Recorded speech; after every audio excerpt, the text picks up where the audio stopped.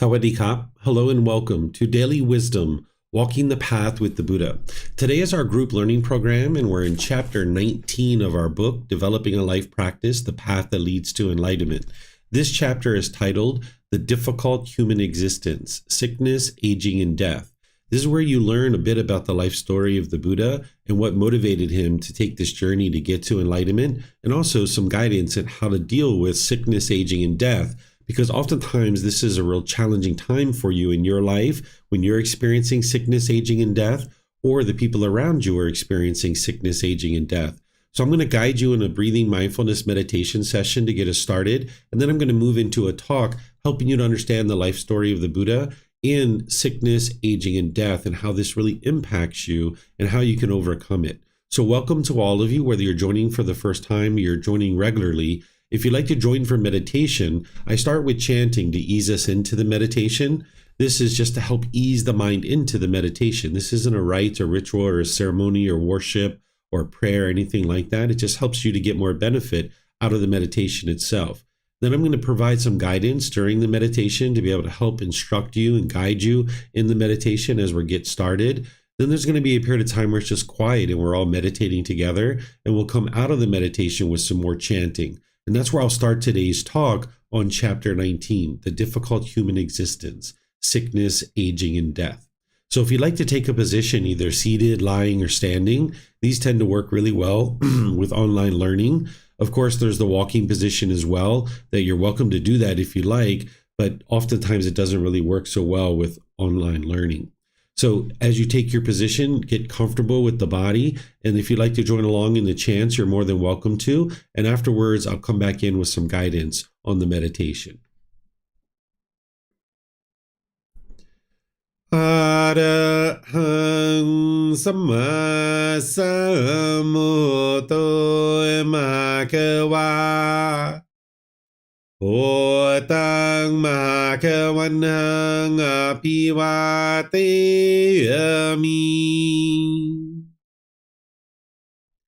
Sawakato Bhagavata Tammo Dhammang Namasami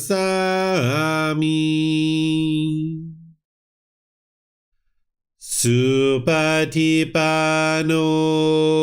Bhagavato Sāvaka Saṅgho Saṅghang Namami Namo Tassa Bhagavato Arahato Samma Sambuddhassa Namo Tassa Bhagavato Arahato Samma Sambuddhassa Namo Tassa Bhagavato Arahato Samma Sambuddhassa Iti piso Bhagava Arahang Samma Sambuddho Vicacaranang Sammuno Sakato Rokavitu Anutero Purisa Dhamma Sati Satatawa Manusanang Bhutto Bhagavati.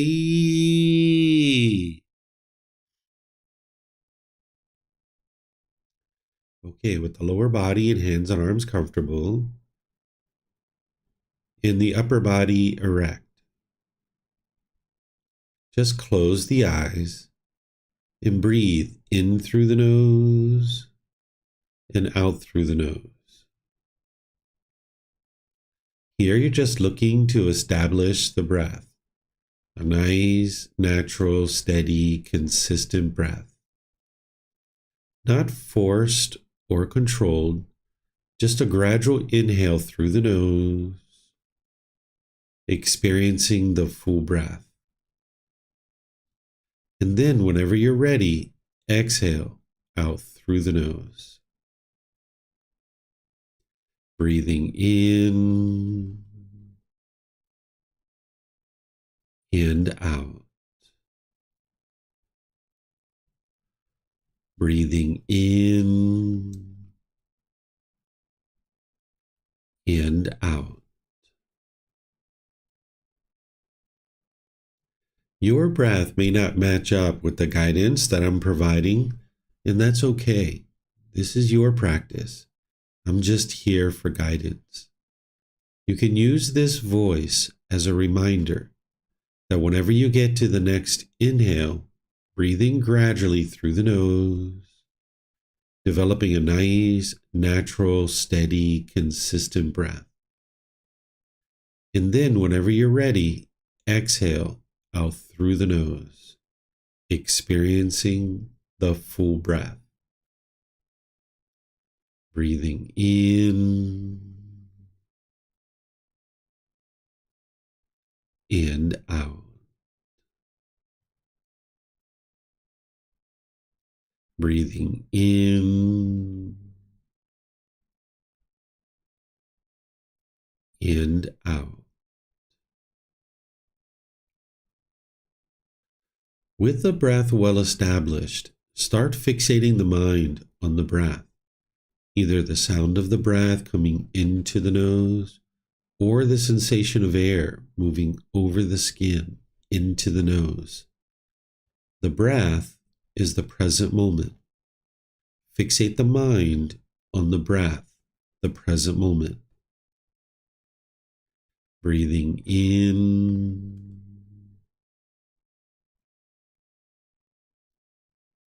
and out. Breathing in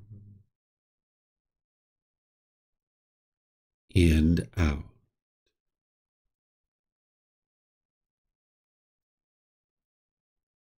With the mind fixated on the breath, whenever you notice that it moves off the breath, cut that off, let it go, and come back to the breath, the present moment. No need to observe the thoughts, label it, judge it, analyze it, or even try to figure out where it's coming from. Whenever you notice that the mind is moved off the breath, cut that off, let it go, and come back to the breath, the present moment. Breathing in and out. Breathing in and out.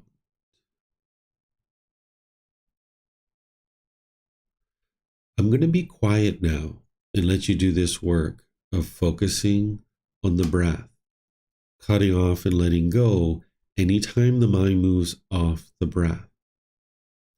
You have nowhere to go. There's nothing to do. No one needs you right now. This is your time to focus on the breath. Breathing in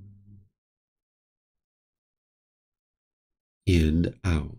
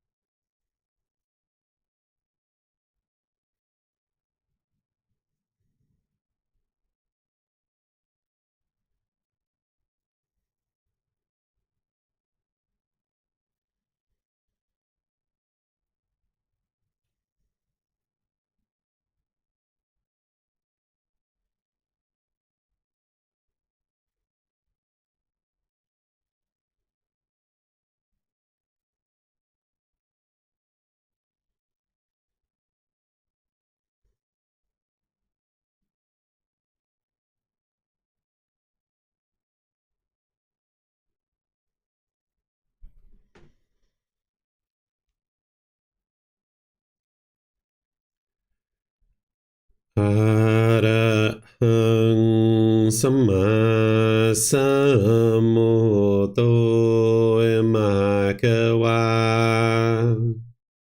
โหตังมะกะวันหังอภิวาเทมิสวากขาโตมะกะวะตาอะธัมโมธัมมังนามัสสามิสุปฏิปันโนภะคะวะโตสาวกสังโฆสังฆังนามามินะโมตัสสะภะคะวะโตอะระหะโตสัมมาสัมพุทธัสสะนะโมตัสสะภะคะวะโตอะระหะโตสัมมาสัมพุทธัสสะ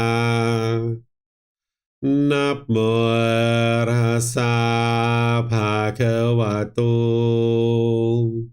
อะระหะโตสัมมาสัมพุทธัสสะอิติปิโสภะคะวะอะระหังสัมมาสัมพุทโธวิจาจารณังสัมมุโนสกขาโตโรกาวิตุอนุเตโรปุริสาดัมมาสติสัตตาตาวามนุสนังโหโตภะคะวะติ Okay, if you guys would like to slowly make your way out of meditation. Once again, welcome to all of you. Nice to see everyone in class today, whether you're in Facebook, YouTube, or Zoom. Welcome to our class. As I mentioned at the beginning of our class, today's topic is Chapter 19. This is titled The Difficult Human Existence, Sickness, Aging, and Death. This is where you learn a bit about the life story of the Buddha and what motivated him in his journey to enlightenment. And the reason why this is actually helpful is that there are certain things that the Buddha discovered in his journey to enlightenment that are actually going to be helpful for you in your journey to enlightenment. So as you learn about his life story and what it took for him to get to enlightenment, there are certain lessons learned that you can gain and certain insight that you can gain from his life.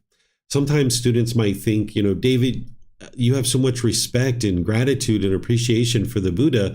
How could you put his life story as chapter 19 in the book? Shouldn't that be like up towards the beginning? Well, yes, the answer is the reason why his life story is in chapter 19 is because I have so much respect and gratitude for him. That one of the best ways that you can actually respect a teacher is to learn and practice their teachings.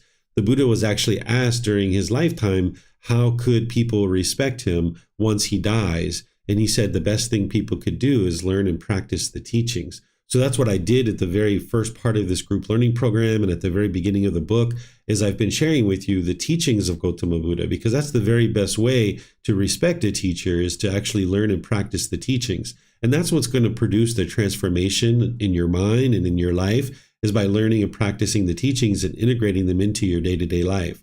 But it does help to understand the life story of Gotama Buddha because, as I mentioned, there's certain things that he learned along his journey that's going to help you in your journey to enlightenment. So I've organized this talk in these sections, and we're going to talk about his birth, his early life, his journey to enlightenment, and then his teaching career. And then we're going to really focus in on sickness, aging, and death, because these tend to be three challenging times in your own life when you're experiencing sickness, aging, and death, or when the people around you are experiencing this, like your parents or your life partner or your children or your siblings. If they're experiencing sickness, aging, and death, this can be really challenging for you. So I'm going to share some details here that are actually help you to be able to understand these times in your life and how to overcome them.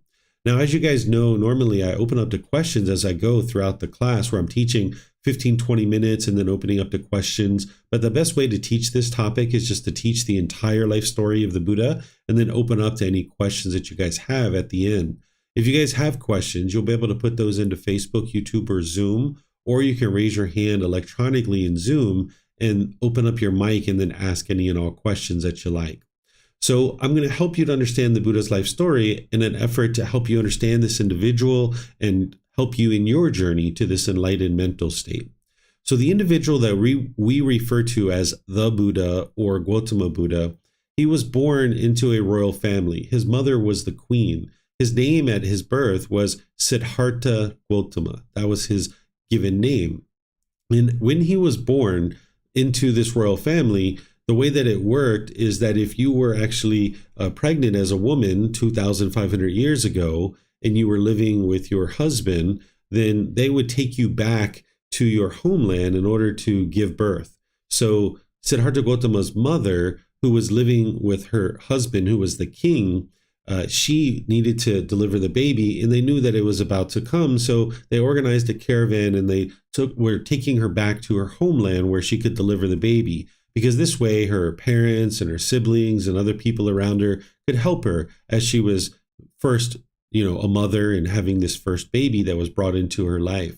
So as she was on the way back to her homeland in this caravan, she went into labor pains, and they stopped the caravan. She got out of the caravan and she goes over to a tree, and she's holding onto the branch of a tree trying to deliver the baby, because the baby was having difficulties coming out of the normal birthing canal. So standing up could have potentially helped this. Well, as was happening, the baby couldn't come out of the normal birthing canal, and it ends up breaking through the side of the stomach. And his mother ends up dying 7 days later because of this. Because 2,500 years ago, we didn't have the technology to save her life, which we would have just done a C-section nowadays, but she does end up dying 7 days after his birth. And for a woman to die during childbirth wasn't necessarily uncommon 2,500 years ago. And sometimes even the children would die as well. So they had protocols in place that when these things occurred, if the mother died and the child was alive, that your siblings would adopt your children as their own. So Siddhartha Gautama's mother, the queen, had an older sister who adopted Siddhartha Gautama as her own child. So his aunt became his stepmother.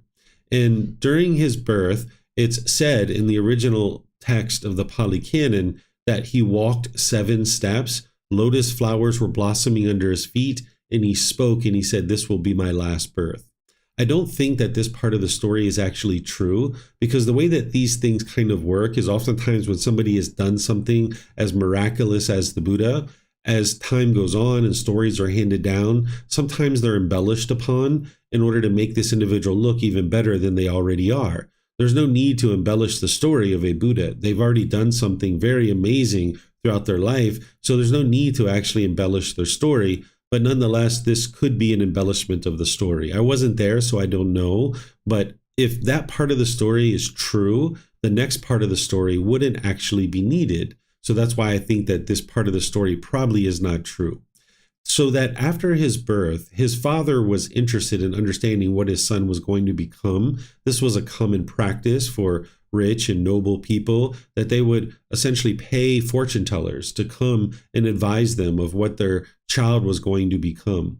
So Siddhartha Gautama's father, the king, summons 108 advisors to come and let him know what his son was going to become during his lifetime.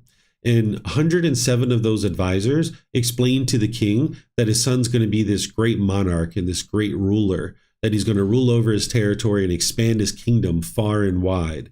And of course, his father really liked that news, and he was like, yeah, that's my boy, right? And then there's this last advisor who comes in, the 108th one, and they apologize to the king. And they say, "Sir, I'm so sorry. I overheard the other advisors, and They're 100% correct. Your son is going to be a great leader, but not in the way that you think. He's going to be a spiritual leader. And his father didn't like this. So his father was interested in a son becoming a monarch and a king, an heir to the throne, and expanding his territory. So he ends up deciding that he's going to keep his son in the palace and never let him go outside during his life, because then he would kind of get involved in worldly affairs and what was going on in the kingdom, and maybe he would be interested to be a spiritual leader. But he thought that if he could woo him into the ways of being a monarch by kind of spoiling him with lavish gifts and things like this, that he would never be able to get that lifestyle any other way, and that he would just stay as a king. So he lavishes him with all the royal riches that you can imagine and all the things that royal riches could actually buy. He had wonderful fabrics for his clothing. He had wonderful entertainment and food, beautiful women bathing him and taking care of him. All of these things were done all throughout his life as he was being sequestered in the palace. So over 29 years, he was experiencing this in the palace, having all this luxury given to him as part of his life and living in the palace. So at the age of 29, he realizes that he's about to become the king, because during this time frame, you would become the king at the age of 30, and your dad would just retire, and they would be there alongside of you to help you learn how to be a better and better king. So at the age of 29, realizing that he was about to become the king, and he's never been outside the palace, he thought, like, how could I rule over these people if he doesn't even know what their life is like? So against his father's wishes and without his knowledge, he went outside the palace and he took with him his royal attendant. This was like his chief of staff, his main confidant, so to speak. And when he went outside to the kingdom, he had what is called the 4 observations. This is what actually motivated him on his journey to enlightenment. He saw a sickly person, an aging person, a dead corpse, and he saw a roaming ascetic, someone who's given up worldly life in order to be able to pursue this path to enlightenment. That's not the way you have to pursue the path to enlightenment, but some people end up doing it that way. So he sees this sickly person, and he sees this disgruntledness and agitation and frustration around this person, and he needs to turn to his royal attendant and ask what's going on over there, because this is all new to him. He lived this life of luxury, not knowing what was actually going on in the palace. So he never saw this kind of disgruntledness and this agitation and frustration around someone who was necessarily sick like this. And he had to ask his royal attendant what was going on, because his father sheltered him from all of these things. And his royal attendant was like, oh, that person is going to have difficulties to sustain their life because they can't work and they're sick and they're ill, and they're not going to have the basic necessities that they need in order to sustain their life. And this was mind-blowing to Siddhartha Gotama, because his life was this life of luxury. And if you grew up for 29 years in that way, you would probably think everybody lives that way. But he saw this individual wasn't living in that way. Then he saw an aging person, someone who's becoming older and decrepit and having difficulties to get around in the world. And once again, he had to ask his royal attendant, like, what was going on over there? And it was essentially the same story, that this person was disgruntled and agitated because they wouldn't be able to sustain their life so easily and take care of themselves. And he ends up seeing the 3rd observation, which is a dead corpse. And he sees the family grieving and being sorrowful because of their family member dying. And now Siddhartha Gautama needs to ask his royal attendant, like, what's going on over there? It's essentially the same story, that this individual had died, and now they wouldn't be able to help to provide basic necessities for the family, and the family's going to really struggle without this person in their household. So Siddhartha Gautama then saw this roaming ascetic, someone who's given up worldly life in order to train their mind and be able to understand this sickness, aging, and death in this path to enlightenment. And he had to ask his royal attendant what was going on with that individual, because he just sees this person, meditating and doing things like that. And his royal attendant explains that this person's trying to figure out the sickness, aging, and death. And Siddhartha Gautama decides that's what he would like to do, because the way that he looked at it is the kingdom was full of misery and despair, and he wasn't interested in ruling over this misery and despair. So he goes back to the royal palace, and he decides he's going to leave that night in order to go off on this journey to enlightenment. And because he went back at nighttime, his wife and his young infant son was actually sleeping because he was married at the time and had this newborn child.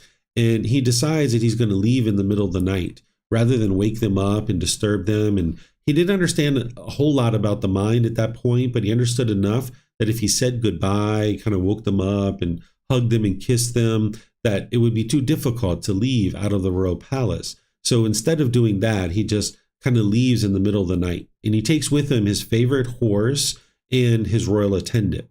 And eventually, as he's leaving the royal palace, he gets to a point where on his journey, he decides to let his horse go and let his royal attendant go. And then he cuts off his hair. He has this long, beautiful, flowing hair. This is what the royalty would do during that time frame, is that they would grow their hair really long. And this is how people would know that you were a member of the royal family. Because if you went out in the kingdom and you had this long, beautiful, flowing hair, they knew that, you must have money, you must have servants, you don't have to do very hard, laborious work. So they have time to sit around and have their servants shampoo their hair, detangle their hair, brush their hair, comb their hair, and things like this. So anybody going out into the kingdom with this long, beautiful, flowing hair, they would know you're a member of the royal family. Where today, if you live in a kingdom, they probably put pictures of the king and the queen and other members of the royal family all over the kingdom. And this is how you know who's a member of the royal family. But today we have that technology where 2,500 years ago, they didn't have that technology. Siddhartha Gautama was born in 563 BC. So this was a really long time ago before any of that technology was invented.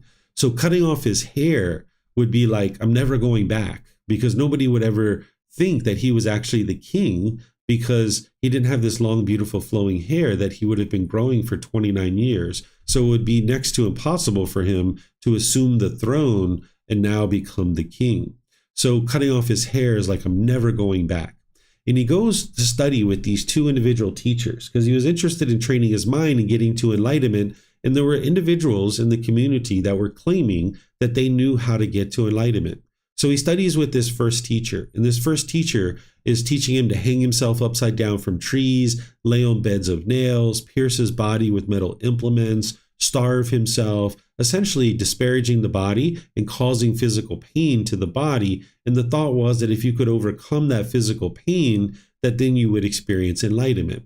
So he does this for a good year, and the teacher comes to him and explains to him that he's mastered his teachings, and that now if he would like to share his teachings as a teacher, he's more than welcome to do that. But Siddhartha Gautama realized his mind wasn't any more peaceful, having trained his mind under this teacher for an entire year, as it was when he was in the palace. So he decides to leave from that teacher and go seek out another teacher. And this other teacher was now teaching him essentially the same things, hanging himself upside down from trees, laying on beds of nails, starving himself, things of this nature. And this individual trained him for an entire year, and he gets to the end of that year, and again, the teacher says, you're a master of my teachings. You've mastered everything I have to teach you. But Siddhartha Gautama realized his mind wasn't peaceful. It wasn't joyful. So he knows he hasn't gotten to enlightenment, and he feels like he's kind of wasted 2 years of his life, and he's frustrated with the whole thing. So he goes off on his own into the forest. And when he goes off to the forest, the only things that he knows how to do are the same things that was taught to him by these two individual teachers. So he continues to do these things, and he takes it to a really far extreme that he eats 1 grain of rice per day. And this is what he was thinking was going to help him to get to enlightenment. And he's doing this for such a long period of time that he was basically skin and bones. He was sitting on the edge of the forest. He was meditating, and his bones were protruding, like his facial bones, his ribs, and things like this. You might have seen artwork that depicts him during this period of time. And there's this mother and this daughter that comes by, and they see that he's about to die, and they beg and plead with him to eat some rice. And he has this revelation, this realization in this moment that if he allowed the physical body to die, he wouldn't actually be able to train the mind to get to enlightenment. So he decides that he's going to now eat in moderation, and he starts to find this middle way where he realizes that when he's in the palace, he was living this life of sensual pleasures, and he had everything and anything you could imagine at his fingertips. But then when he left the royal palace, he swung all the way to the other side where he was eating 1 grain of rice per day. And he realizes that neither of these two methods are actually going to lead to enlightenment. So he starts to understand this middle way and this moderation of gradually making his way towards enlightenment through practicing this middle way. And over the next 4 years, he figures out how to get to enlightenment by himself without the help of any teachers or any guides. And he knows that he's enlightened because his mind's peaceful, it's joyful, it's no longer experiencing any discontent feelings.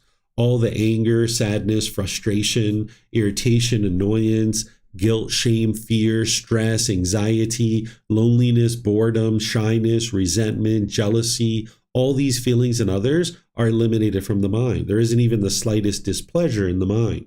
So he knows that he's figured out how to get to enlightenment, but he also knows that his teachings are radically different than what was being taught at the time. Because at the time, they were disparaging the physical body, hanging themselves upside down from trees and things like this. And his teachings had nothing to do with that. It was all about training the mind. So he wasn't quite sure whether to share his teachings with others or to go back to the royal palace. So he stays at this tree in Northeast India, what we refer to as Northeast India. He was born in Nepal, and all of his life he was pretty much around Northeast India. And he hangs out at this tree and he contemplates whether or not he's going to share these teachings with others.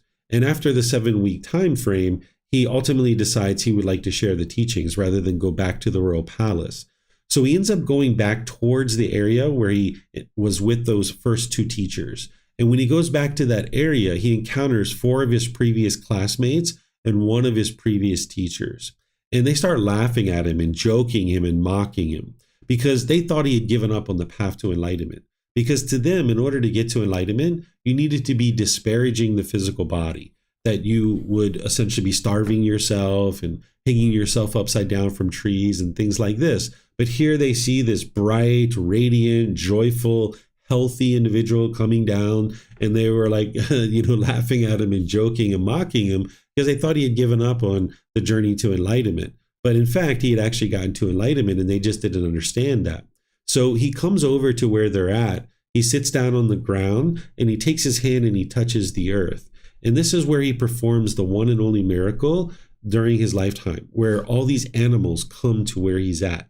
There's like deer and squirrels and rabbits and birds and lizards and snakes, and all these animals come to where he's at. And it gets the attention of these 5 people, and they sit down and listen to what he has to say.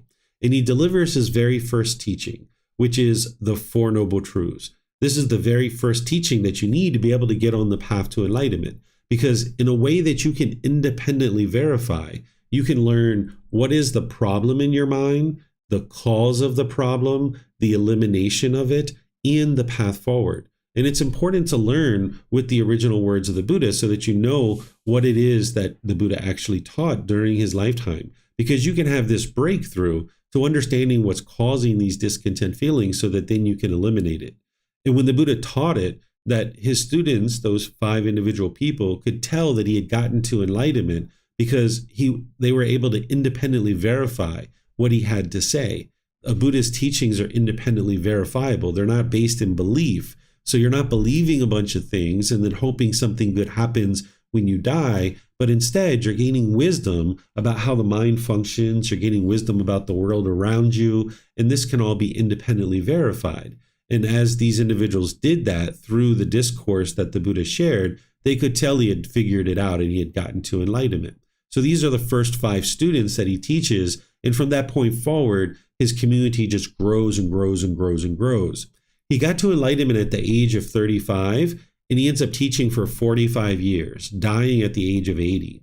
And there were countless people who got to enlightenment during his lifetime. And when he dies, they end up preserving the teachings so that other people can learn them and practice them and actually get to enlightenment as well after his death. And these are the 3 criteria of what makes a Buddha, is that they get to enlightenment by themselves without the help of any teachers or any guides. They then dedicate the rest of their life to sharing their independently discovered teachings, and countless people will get to enlightenment during that person's lifetime. Then they will preserve their teachings in such a way that countless more people will get to enlightenment after their death. And this is how you know that an individual is a Buddha. And the last Buddha that the world is currently aware of is Gotama Buddha, the Buddha. He lived over 2,500 years ago, born in 563 BCE, and he died in 483 BCE.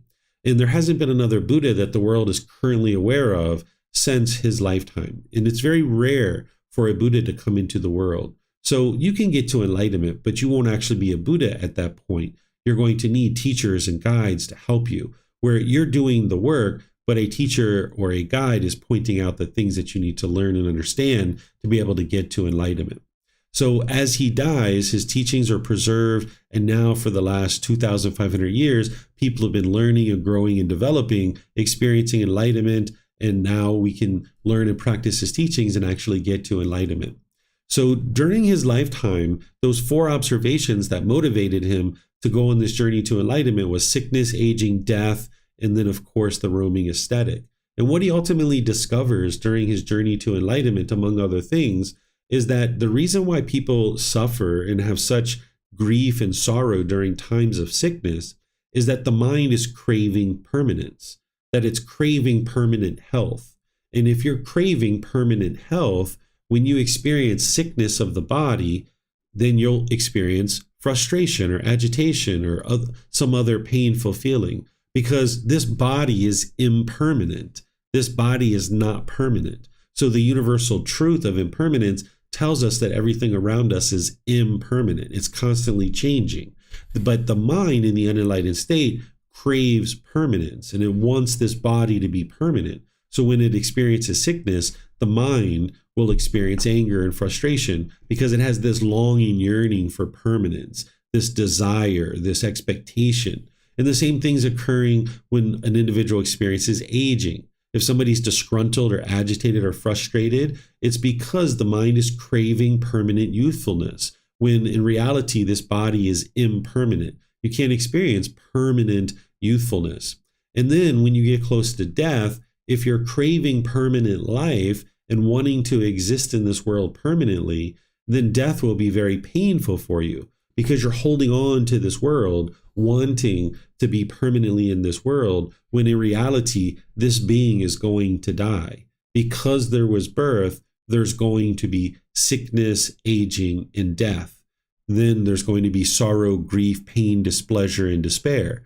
But you can eliminate all of this by training the mind to eliminate its cravings, desires, attachments, and now you will no longer experience that sorrow, grief, pain, displeasure, and despair. You're still going to experience sickness, aging, and death as part of this life, but you won't be discontent because of it. Your mind will be completely peaceful and joyful, despite the fact that there's sickness, aging, and death. So the Buddha ultimately discovers how to help people out of this discontentedness, this suffering, this grief and despair, this displeasure of life, that you can ultimately get to a point where the mind is completely peaceful. The Buddha does end up coming back to where his family was. So his wife ends up ordaining with him, his son, his stepmother, cousins and brother-in-laws and people like this. There were many people coming to him in order to learn and grow and develop because they could tell that he had actually gotten to enlightenment. So this is everything that I have to share. But if you guys would like to go in deeper depth about any aspect of the life story of the Buddha or any other aspect of things that I was discussing today, you're more than welcome to ask those questions. You can put that into Facebook, YouTube, or Zoom in the comment section, or you can raise your hand in Zoom and ask any and all questions that you like. Just let me know what it is that you would like to ask questions about.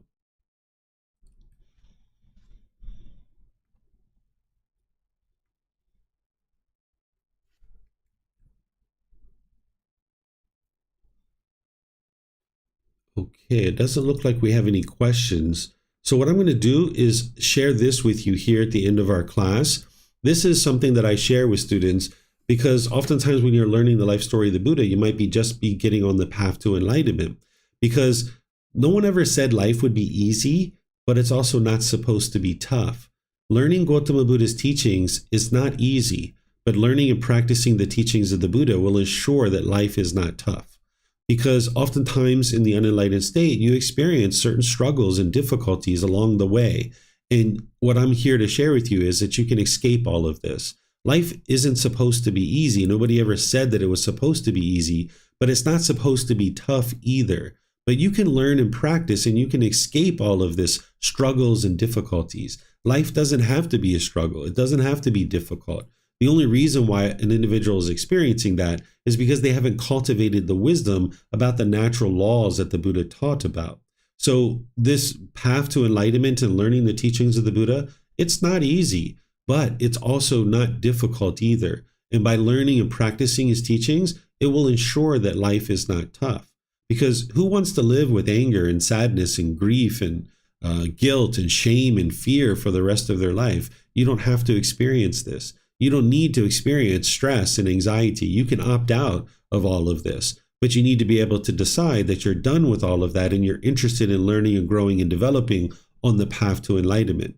Now, this path to enlightenment, it's not a 1 day thing, a 1 week thing, a 1 month thing, or even a 1 year thing. It's going to take you time to gradually train your mind, but you'll see gradual progress along the way. It's not like you work for 5 or 10 years and then you just miraculously, like a light switch, you're enlightened. That's one of the biggest myths about the life story of the Buddha. As you heard through his story, it's gradual training, gradual practice, and gradual progress that leads to enlightenment. It's not a light switch that's either on or off. It's not instantaneous.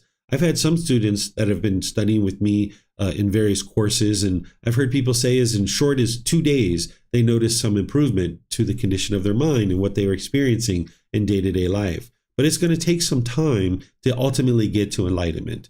You're going to need that gradual training, gradual practice, and gradual progress. And you see this to be true about all aspects of your life, whether it's learning to read, write, and speak English, or some job or occupation that you have. It's been gradual training, gradual practice, and gradual progress that has led to improvement in your day-to-day life. So this path to enlightenment is the same way.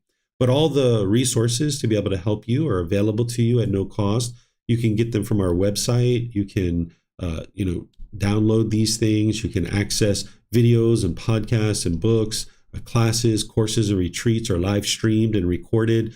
You can reach out for personal guidance because you can schedule appointments and I'll help you online. Or if you're here in Chiang Mai or any other city that I'm in, we can sit down and we can talk personally and I can help you to understand these teachings. And it's going to take gradual training for you to gradually develop the wisdom that you need to awaken to enlightenment. And that's what it means to awaken, is to cultivate wisdom. There's no belief here that you're learning, you're reflecting, and you're practicing to be able to discover the truth. And that's what's going to help you to be able to overcome the struggles and difficulties of life. Because when you're having struggles and difficulties, it's just because there's certain wisdom that the mind is lacking. When you lack wisdom of the natural laws that the Buddha taught, you'll struggle and you'll have difficulties. But you can overcome that through the cultivation of wisdom.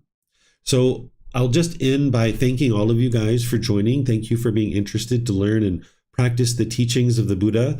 We have more in this group learning program. We've got about another 2 months to kind of end off this group learning program, and I'm going to be restarting it from the very beginning, at the beginning of June.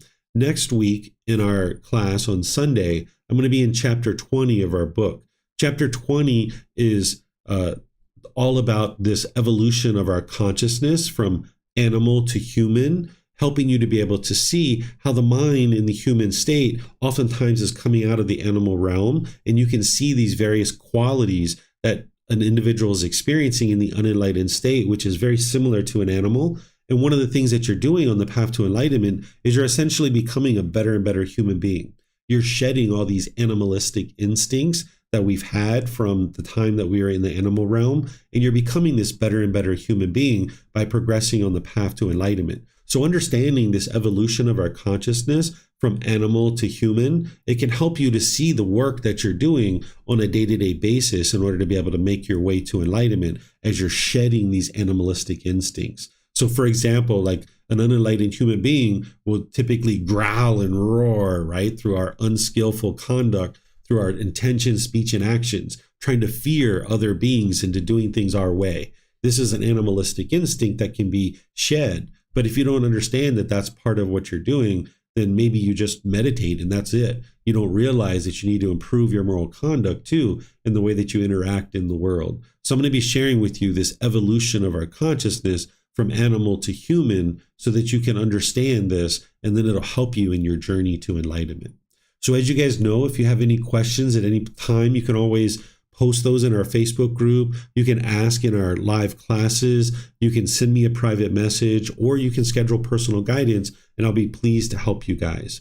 So whatever you choose to do today, have a very lovely and wonderful rest of your day. Perhaps I'll see you on Sunday next week, or maybe Wednesday in our meditation class, where I'll be guiding you in meditation and then opening up to questions. So be well and have a lovely rest of your day. We'll see you next time. Sawadee-ka.